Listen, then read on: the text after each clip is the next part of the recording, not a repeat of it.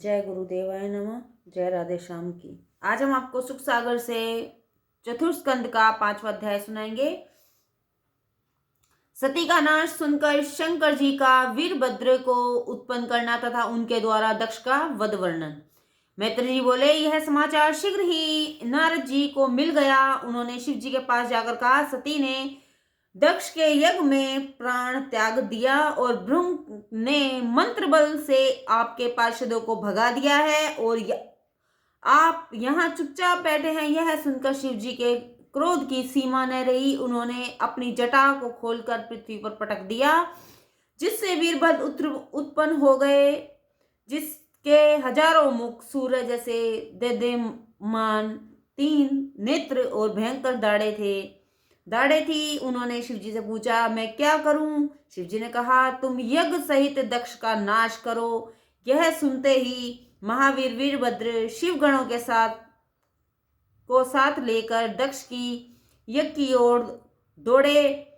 उन लोगों के पैर की धूलि से संपूर्ण आकाश और पृथ्वी भर गई, जिससे देख दक्ष के यज्ञ में ऋषि ब्राह्मण आदि यह कहने लगे कि यह क्या है, क्या प्रलय तो नहीं होने वाला है। श्रुति आदि स्त्रियों ने कहा कि यह दृश्य तो वही है कि जब प्रलय काल में शिव जी अपनी भुजाएं फैलाकर नाचने लगते हैं। हे विदुर जी, यज्ञ में इस प्रकार के शंका समाधान हो ही रही थे कि उसी समय वीरभद्र ने के साथ शिव जी के गणों की अपार सेना वहां आ पहुंची। सेना का वेश और उनके अस्त्र निराले और विचित्र थे। इन लोगों ने यज्ञशाला को घेर लिया और विध्वंस करने लगे। सभा मंडप, पाकशाला, अग्निशाला और मेषशालाओं को तोड़ फोड़ कर